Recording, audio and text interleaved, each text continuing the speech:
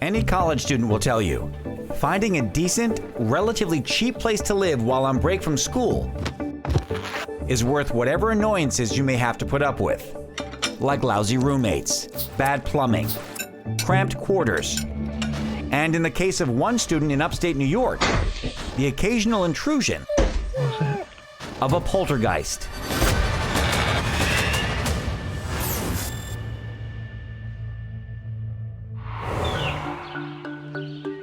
In 2018, while home from college on his winter break, Nicholas Long moved into his friend's second-floor apartment in upstate New York. She had warned him that she thought the apartment might be haunted, and as proof, showed him this video of a doormat moving, seemingly on its own.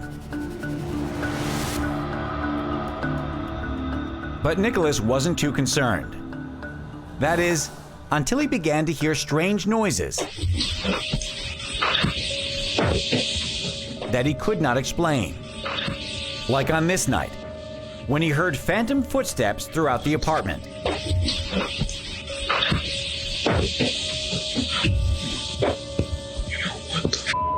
And the sound of a door opening and closing by itself. Yes, I've been hearing weird noises. And this door has been opening and closing.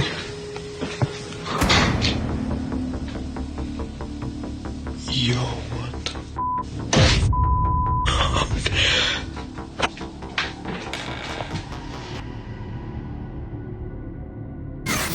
Hi, my name is Nicholas Long, and I'm the one who recorded the video of the paranormal activities in the apartment. I don't know if the door handle physically turned or not, but it unlatched, and for that to happen, it needs a lot of force or someone to actually be physically turning the handle. I did go upstairs, and all the windows in the attic were latched and locked. They were completely closed. This door opened, closed. And as he went to go check it, as if someone were behind it, like, aha! Oh, there's no one here. Looking up the stairs, there's no way someone could have played with it and then gotten a quick escape. Nicholas was disturbed. A few nights later, he brought over his family dog Polly to spend the night with him, for company. And maybe some protection. What was it? Her behavior only made him more concerned. We were just sitting around in the living room, and we started hearing noises from my room. Polly, what was that? Polly is very reserved, and she doesn't really bark at something unless she's playing with them or if there's a threat. Even though she didn't bark, her hair was standing up and she was on edge. That's how I knew something was actually here. Animals have a sixth sense that we don't have it. They can feel and hear things that we can't. I mean, there's no scientific proof, but it's kind of a known fact that they see things that we don't. I don't know if you can train dogs to act like there's paranormal activity going on, but this dog really kind of nails it. Very interested in something going on in the room, not too keen on running in there, which I would think would be a dog's first instinct if you hear something to just go right in and check it out. Polly's behavior and all the unexplainable events had Nicholas almost convinced that the apartment was haunted, but he wanted to be sure. So he came up with a ghost test of sorts, using 4 pieces of PVC pipe. If there's anything here, knock one of these things over. No strings, anything. I'm walking around it. They're pretty sturdy. Set up my camera and tripod. I leave and go sit in my living room. Then, just a few minutes later, Sure enough, I hear one of them knock over. I go back into the room, and as I peek around the corner, the other one falls over. What the hell? What I like about this shot is that you see the camera reflected in the mirror, you see the pipes, everything is accounted for. So I definitely don't think this has been tampered with in any way. So these pipes end up falling on their own. Only 2 of them fell. It was almost like a conscious choice. This one and that one. These are like sturdy too. A little bit of airflow off of me and me stepping around them on the floor is not moving them.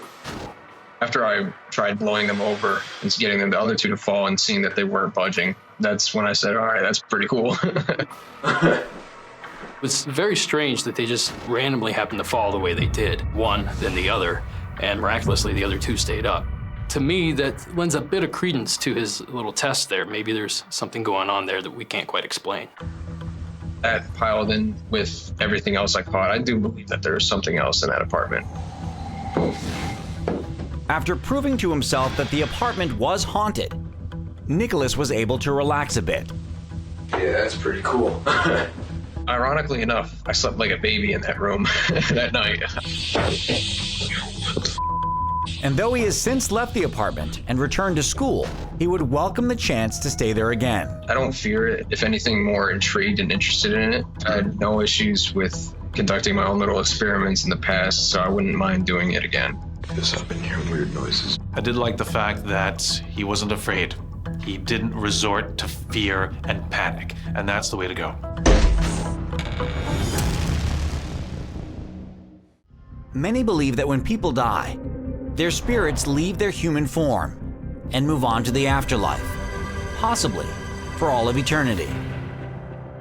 But in the days immediately following a death, there have been reports of a spirit lingering on Earth, maybe to say goodbye one last time, or to take care of unfinished business. They make their presence felt in mysterious, intangible ways, like a rustle in the wind, a light touch somewhere on the body, or perhaps, if you're lucky, an appearance on your back porch.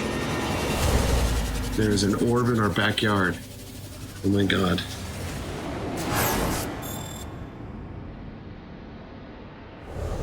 In the spring of 2019, just a day after his father passed away, Jeffrey Maxwell's wife asked him to investigate what triggered the security camera at their home in Gilbert, Arizona.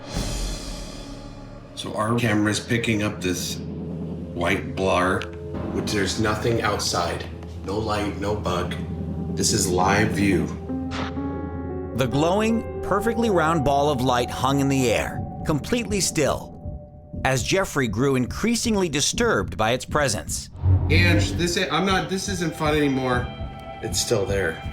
I'm gonna open the door. I'm going to walk out to it. Jeffrey Maxwell in Gilbert, Arizona. I ran outside to see what it was, and when I couldn't see it physically with my eyes, I took her phone, and I was looking at her phone, and I'm like, this is crazy, I'm just doing this. Okay. I'm right next to it. There is nothing here. Nothing. Jeffrey then gave the monitor to his wife so she could direct him. When I went outside, I was trying to, because I couldn't physically see it with my own eyes, my wife had her camera, and she's like, come forward, come forward. Closer? A little bit up front, yeah. Right here? No, you're too far. Well, no, come forward. And I put my hand through it, I put it behind it, and I put it in front of it, but I couldn't really feel or anything other than the hair on the back of my neck, because I was kind of creeped out is how I would put it. There's nothing here. Come forward. Now wave your hands through it again. For people that believe that orbs are supernatural in nature, there's several different causes for these things to come out. Some people claim that they're balls of energy that just travel the countryside. Some people talk about ball lightning. Other people think that they're actually the manifestation of human souls or energy. Jeffrey firmly believed that the orb was in fact a soul, and not just any soul. There's something here. Is it you, Dad? Jeffrey was sure it was his father, coming back for one last visit. My father passed away the day after Mother's Day, so May 13th, and this was May 14th when this happened. I was like, oh wow, this is crazy. I'm in a professional work field, and to show them this, I was like, oh, I don't want people thinking I'm crazy for it or anything like that, but you know, it is what it is, right? It was my father. He had a lot of unfinished things that he needed done, and I told him I'd finish it for him. It's okay. And so I have a feeling that was him coming back. Dad, is that you? My hair on the back of my neck started when I started asking it questions like, hey, Dad, is this you? That's when I started getting a little more nervous, a little more like, kind of like, what the hell's going on? Kind of a feeling. Your right hand is like right in it. There's nothing here. It's often reported that when spirits do make contact or try to make contact with the living, it is directly after their passing, and then often those people never experience anything else again. This is insane. Turn the light off. Still nothing changes. No light changes, nothing. That's certainly one of the tropes in paranormal activity is unfinished business. People need to come back and finish something they didn't get to do while they were living. Come on. That has to be Dad. Could this be a visitation? It's comforting to believe that, and I don't think any investigator worth their salt would contradict him if that's what he feels, if that's what he believes. I think he's a big thing in our life, and I think that if he had one chance to hey, let me say something before I leave, I think that he would ride that, which I think he did, and and it was just it's just an ugly event altogether, and he made something positive out of it and touched me with it, so it was good. Dad, is that you? From July 1st through July 3rd, 1863, the Confederate and Union armies engaged in the deadliest battle of the Civil War in Gettysburg, Pennsylvania. More than 7,000 men tragically lost their lives, many of which were never given a proper burial. So it should come as no surprise that the Gettysburg battlefield is considered to be one of the most haunted locations in the United States. More than a century later, one couple staked out the area with their video camera and caught some of the most definitive proof of that haunting you will ever see. Right there. See? Look.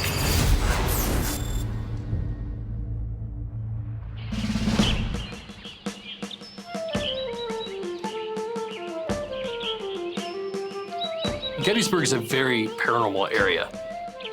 Thousands of people lost their lives, during the Civil War there, and that kind of violence is imprinted in that area.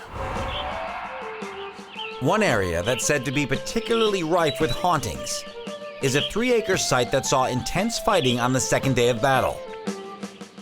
The Triangular Field. The Triangular Field is one of the places where people have seen things for generations now. It was just such a bloody battle with so much loss of life. All young lives, for the most part. People cut down before they really experienced a full life. So you have these spirits in a kind of a turmoil, and if it's a violent death, there might be a reason for these people to hang around and not really be resting in peace. What's really interesting about the Triangular Field at Gettysburg is that the National Park Services have cleared out all the new growth since 1863 to keep it looking exactly like it did the day of the battle. And that makes for a perfect environment for residual energy to play over and over and over again. Some visitors to the field claim their cameras and watches stopped working, while others have reported hearing unexplained sounds of battle. But this pales in comparison with the footage that Delia Underwood and her husband captured back in 2001, when they set up their video camera on a tripod and pointed it toward the Triangular Field. First, watch as they witness mysterious flashes dancing in the trees. Wow, you see them sparklies? Huh? Did you see that? Yeah, I saw that.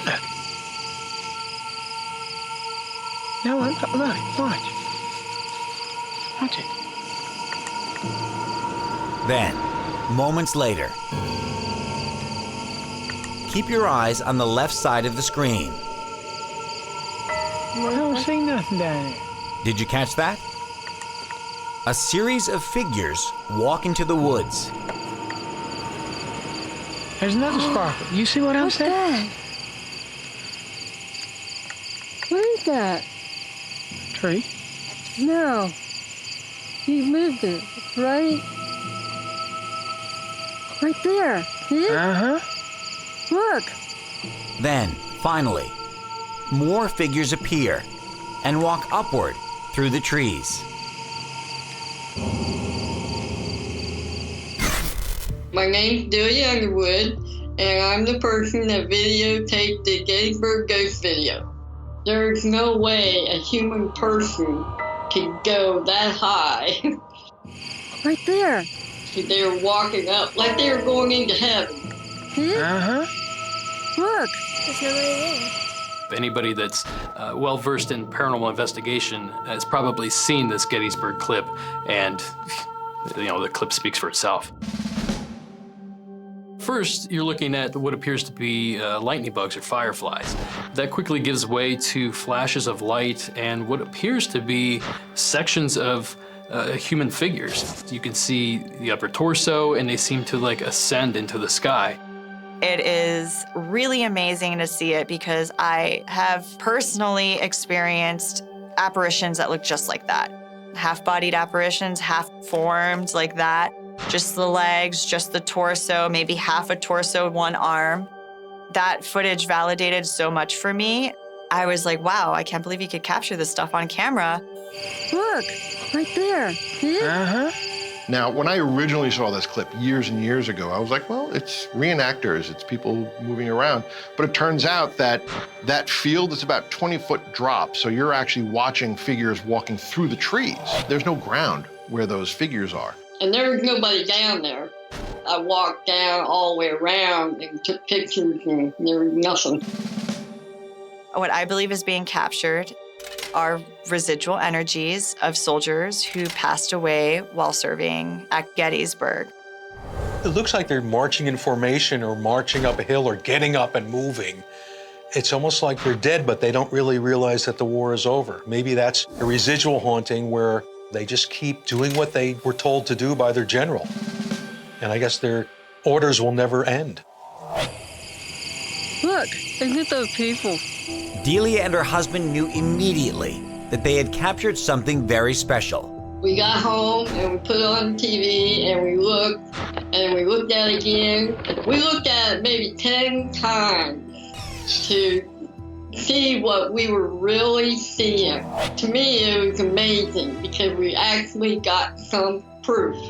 Proof that thus far has been nearly impossible to debunk.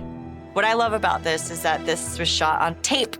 We forget that those things exist now, but yes, this was shot on a tape, not an SD card. There's no way to tamper with this piece of evidence. I believe the videotape was investigated and it wasn't manipulated in any way. On her tape, there are people moving through the trees. End of story. I mean, that's what's on the tape. It's there. As far as ghostly activity is concerned, this is some of the best footage that, in my opinion, has been captured. It's certainly one of the best videos to ever come out of Gettysburg. Even after all these years, Delia feels fortunate to have been the one to capture it. I still find it amazing. I'm like, yes, we finally got something, that we can prove to the world of the non-believers that this is really real.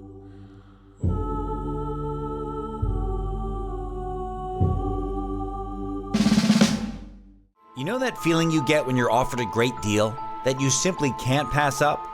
Recently, a man from Colombia thought he'd hit the jackpot when a fully furnished apartment became available for a low price.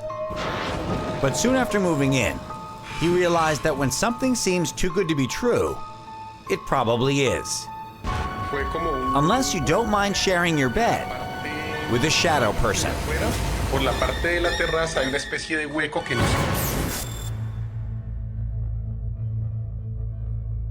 Late 2018, in Cali, Colombia, Jairo Paramo was just moving into his new furnished rental apartment, an apartment he had found for an incredible price, when he noticed something odd. Random personal items had been left behind by the previous tenants. Encontré álbumes de foto. It appeared the renters before him had left in a hurry. Curious, Jairo did some asking around, and he found out that the reason they had left so quickly was due to a series of strange events that made them fear for their safety. Jairo was disturbed, but decided to remain in the apartment because it was such a great deal. It was a decision he would come to regret. It all began with a door to his balcony. Night after night, Jairo would find it open, even though he was sure he'd closed it. La encuentro abierta cada rato y estoy seguro de que la he cerrado y cuando vuelvo a ver, se abre solita a pesar de que le eche llave. Then came the maggots, dozens of them, accompanied by a foul odor, both of which suddenly disappeared as quickly as they had appeared. The noises came next, like the sound of someone snoring right next to him when he laid down to go to sleep, in the bed that was left over from the previous tenants. But maybe the most disturbing change took place in his faithful companion, Octavio, when the normally affectionate cat suddenly turned into the devil's cat.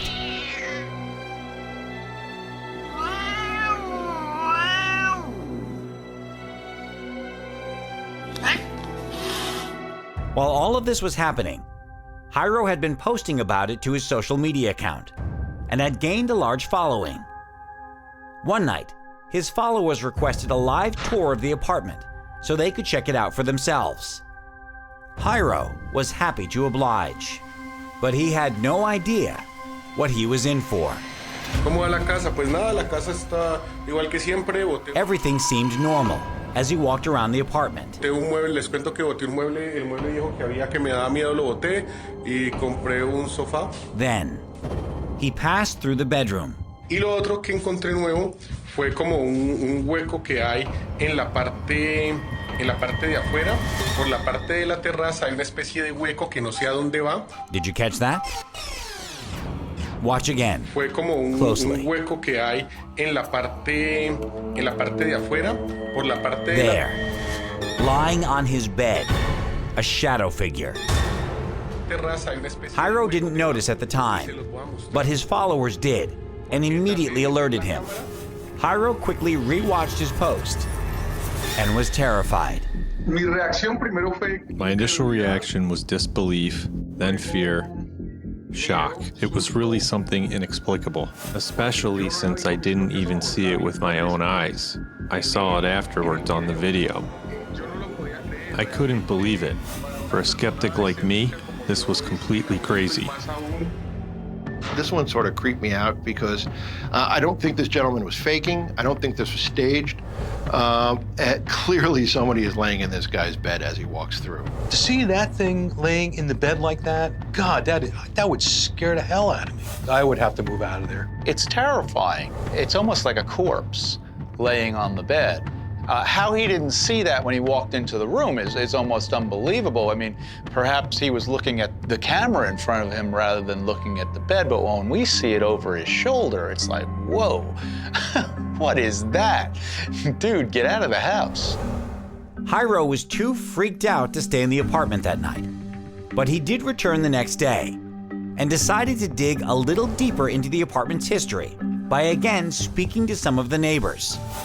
He found out that a disabled man named Tito had been living there before the family who left in a hurry. Tito's family had apparently abandoned him, and he ended up dying there all alone, in that very bed. He couldn't fend for himself, and so they left him here alone. And in the end, he died here. It's unnerving because that's the bed that he sleeps on, that's the bed that he's been hearing the snoring.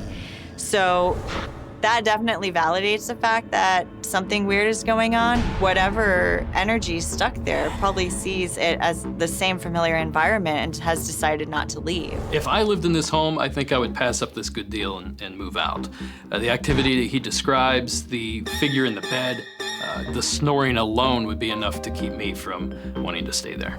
Despite the appearance of the shadow figure and the information he'd gathered, Jairo stayed in the apartment for almost a year, until one particularly scary event convinced him to leave.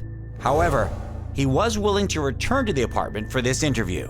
This is the apartment where it all happened. I don't live here anymore. I left this place after a table inexplicably went flying and fell on my head and really cracked my head open.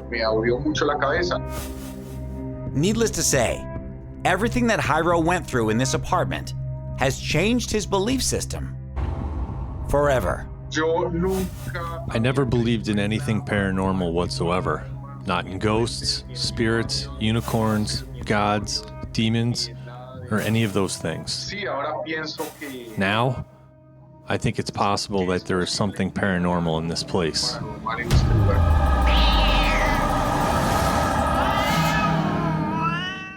If you've never communicated with the dead, but would like to give it a try, we have some words of advice.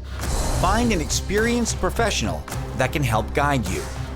Try to be specific about who you want to contact and what you'd like to know. And, above all else, always expect the unexpected. Because as one man in England will tell you, once you open that door, it's hard to close back up. And if you're not prepared for what follows, it can be a pretty unpleasant ride. Hello? If you're there, please show yourself. It's thrown at me!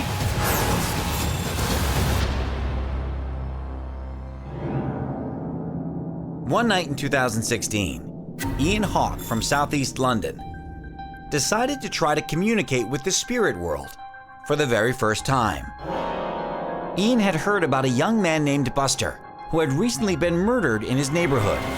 Perhaps his spirit was still there. He enlisted the help of paranormal investigator Danny Wood. I've got Danny. There he is. Okay. I'm just doing the tech side. Are you doing the tech side of the paranormal? The two men set up shop in Ian's living room and live streamed their attempt to an audience of a few hundred people. Buster's a boy that actually got killed in our road. He was stabbed in his neck by a knife. And we're going to try and get Buster within this home now. I've never done this in my whole life, and it is absolutely crapping at me, right? So if anything goes wrong in here tonight, I'm going. Under the guidance of Danny, Ian placed some items on the sideboard in his kitchen. There's the cup. There's the plates.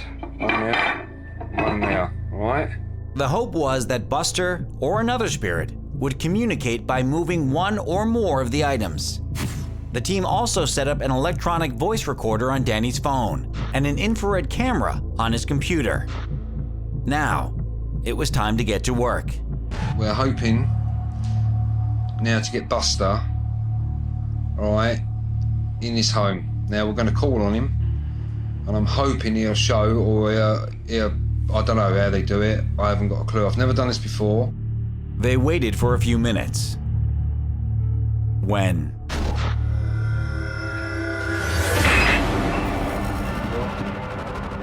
did you see that? Now, I'm not being funny, people. I'm going. All right? Did you just see that cup just fly off that stove? Did you see that? Danny's absolutely himself. Little did Ian know, Buster, or whoever it was just getting started. Why the did that come off the side? Because you're antagonising? Yeah, but I'm not antagonising. I just asked. I'm going. I'm seriously getting out of this now. When I feel like people get really excited on investigations like this, it can actually amplify the energy. So if there's any inkling of fear that's going on or anger, depending on the type of energy that's in the home, it will feed off of that. I'm not going to sit here having things thrown at me. Well, you asked them to do something, and now you're getting freaked out by it. Yeah, but I'm going to get freaked out. My heart's going mad. Regardless of his obvious discomfort, and unsure of who exactly he was dealing with, Ian soldiered on. Are you there? Hello? If you're there, please show yourself. It's thrown it at me! Be nice to him. Please. Be nice to you? How can I be nice to that? You asked them to give you a sign. Yeah, not that kind of sign. Throwing cups and plates at me. Although we don't know precisely what the spirit might be trying to say, it does seem to be trying to intimidate the camera person. Please, please, please, don't do that again. That really freaked me out. And I do have children in this home. Please don't do this. I'm shaking. I'm absolutely freaked out now. I'm really, really freaked out. Poltergeist activity usually escalates, and so to me it seems like it's already gotten to a pretty powerful level, and so I highly recommend that they try to de-escalate it as soon as they can. Ian apparently agreed, as he had already gotten much more than he had bargained for. He and Denny packed their things up and left the house for the night. I'm gonna close down now. Seriously, I've had enough tonight, and I'm really, really sorry I've got to go, right? Because I'm absolutely freaking out here. Though uncertain if he managed to make contact with the spirit of Buster, he is 100% convinced he was interacting with someone or something from beyond. If you're there, please show yourself. It's phony at me! There is nothing more magical than a bride in her white wedding gown, dreaming of her big wedding day, her prince in shining armor, and marital bliss. But when one moves from the world of fairy tales into a paranormal abyss, things can turn dark real fast. Behold, the legend of the woman in white. A mysterious ghost-like figure spotted around the world that has terrified people for centuries. Late one night in New Jersey, William Hand came across one of these apparitions while driving home, and it will haunt him for the rest of his days.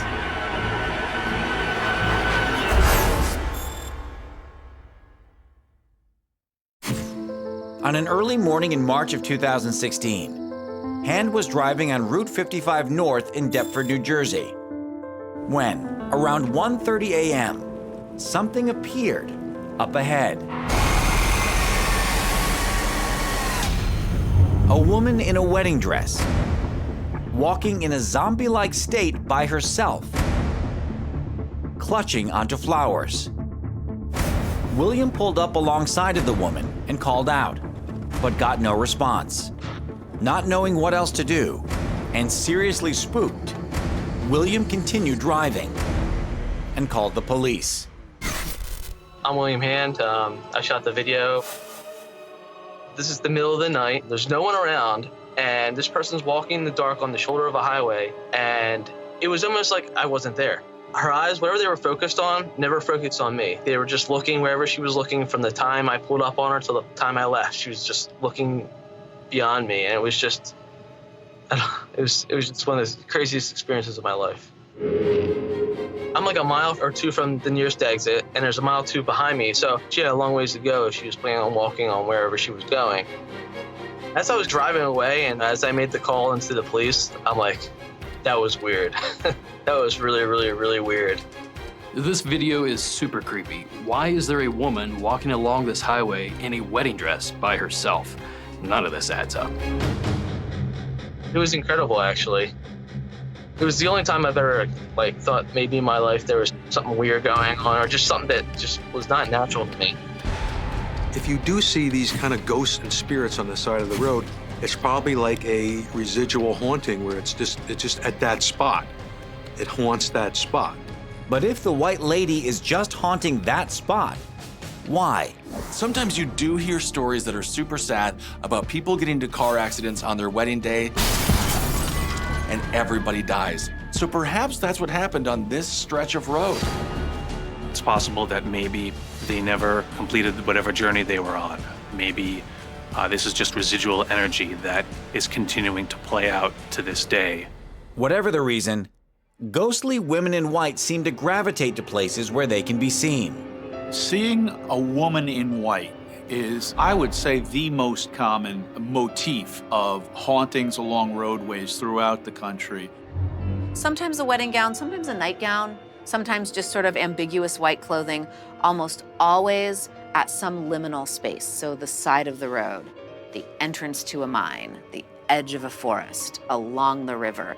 These in-between sort of spaces is where we find these women in white. They are almost always linked to some sort of tragedy. This reminds me of ghosts like Resurrection Mary from Chicago. Essentially, she is a female specter that walks along the side of the road in a wedding dress. A young man will stop and pick her up and take her home, only to find out that she actually perished some 20 years prior in the exact same place where she was picked up. those damsels in distress, those women in white who you encounter and then later on find, yeah, there was nobody there, or, ooh, that matches the description of someone who died 80 years prior. In every instance of these women in white or highway travelers or hitchhikers or things of this nature, it's a full head-to-toe, full-bodied apparition, and that is unusual. That is rare. But the fact that it keeps happening with such great occurrence on roads has to mean something.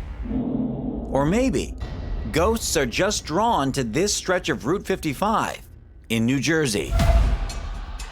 This is a very famous cursed road. They made an extension road over this burial ground, and after they did that, a lot of bad things started happening. Construction workers started to die. One had an aneurysm building the road. One guy's feet turned black, and they couldn't understand why. And the chief down there said, you know, you have upset the curse, and this is what's going to happen. I grew up around the highway when it was being built, and it was kind of controversial at the time. There's a little bit of political uproar about it, whether they wanted to suspend the project or not. You get a lot of stories about strange things happening on this Route 55, which is unexplainable. Unexplainable, yet forever etched in William's memory. It's still kind of a mystery to me. I never really got like a formal explanation on what happened that night. The surface of a body of water can be soothing, tranquil, serene. But sometimes, what lies beneath can be terrifying. Since the dawn of time, man has told tales of disturbing encounters with underwater enigmas, from haunted shipwrecks to terrifying cryptids like the Grindilo, a mythical beast said to grab children who come too close to the water and drown them. And recently in Puerto Rico, one vacationer captured something rising from the depths that threatened to take her and everyone else in the boat back down with it.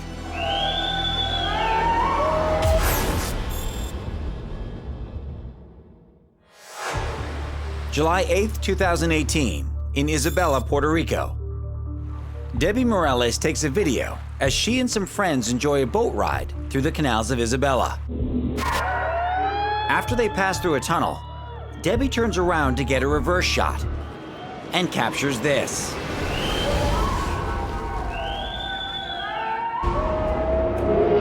A thing emerging from the depths of the canal, seemingly in pursuit of the boat, before quickly disappearing. But at the time, Debbie was unaware of the encounter. It's only later, while reviewing the footage at home, that she spots the slimy creature. Whatever is behind this boat is creepy. This video actually creeped me out, and that's hard to do. First, it looks like a shadow, or maybe it's just a distortion of the water, but it almost seems like there's a point where something is about to crest the surface of the water. The water seems to be moving quite quickly, yet the object seems to be moving quicker than the speed that the water is traveling at. So it almost appears like it's swimming. I think I would be quite alarmed if I looked back and saw that on my tail as I was swimming down the canal. It was almost like the creature from the Black Lagoon. It was like more science fiction than it was supernatural. I mean, it looked really like an underwater creature. Looking at the video that we do have, it seems not entirely solid. It seems almost not entirely here, but because it's underneath the water, it could be a distortion of the water. So is it a cryptid? Is it some kind of waterborne monster? Is it a spirit? Debbie wanted answers, so she posted the video on Facebook. And the question, ¿Qué diablos? What the heck is it? 40,000 comments later, there was still no consensus. Answers ranged from a mermaid to Bigfoot. That's right, Bigfoot. But perhaps the fact that it was captured swimming in the water gives us a clue. There's some strange correlation between spirit activity and water. Water is a big conductor of energy, and so that's why they say if you don't want a haunted house, probably don't live near a large body of water because it attracts spirits. So seeing spirits in the water is not super uncommon. It's not like spirit needs to breathe. They don't have the same physical requirements that we do. You can't suffocate a ghost, so it's entirely possible for one to exist beneath the waves.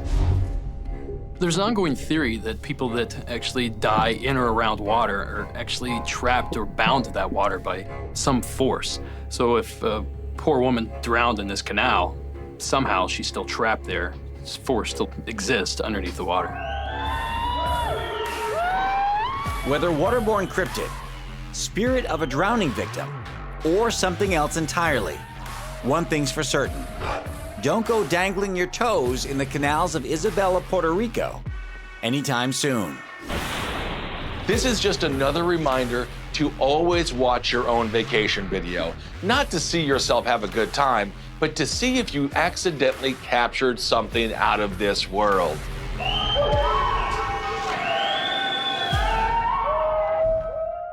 All over the world, millions of people are forced to spend their final few weeks, days, and hours in hospitals. As such, there is no facility more associated with death. But though the lifeless bodies are quickly removed from the site, there are those who believe that many of the spirits who once inhabited those bodies stay behind. Which might explain why security cameras at one particular hospital in India caught this extraordinary sight.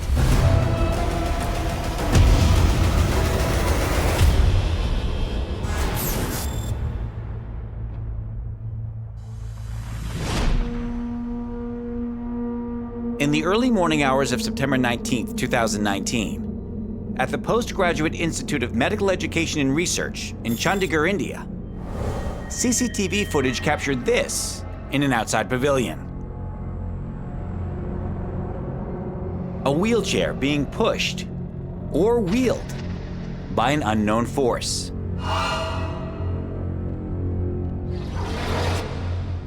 Eventually, the Spectre wheelchair caught the attention of a hospital security guard who stood puzzled, observing the proceedings from the doorway.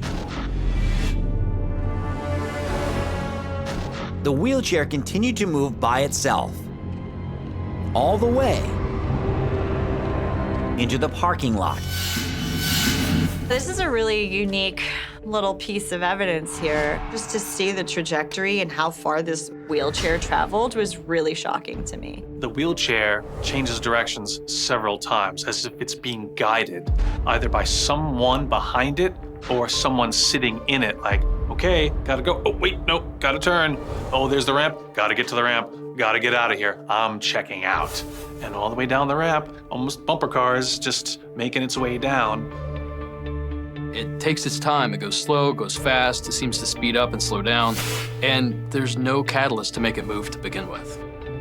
It pushes it all the way out into the parking lot. I mean, and it turns. Like, this is not like it's being pulled on a string. So it's like going in different directions. The strangest thing I've ever seen.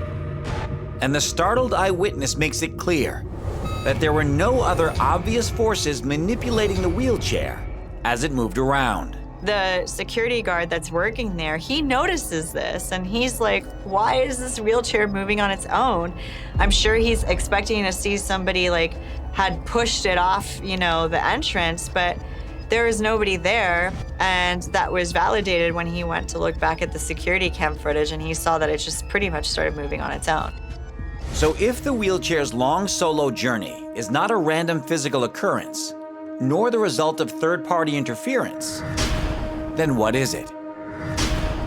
Could it be a ghost? The only explanation I have is some kind of spirit is moving that wheelchair out into the parking area. It might be a former nurse that worked there. It could be a former patient that is still trying to get out of the hospital, but never made it. You don't know what's going on with this, but it was very interesting.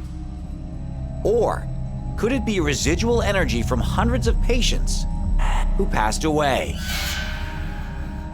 The fact that this took place in a hospital makes it very difficult to determine what sort of paranormal activity we're looking at. Is this poltergeist? Is this a residual haunting? The truth is, with a hospital, it could be any one of those and possibly all of those at the same time.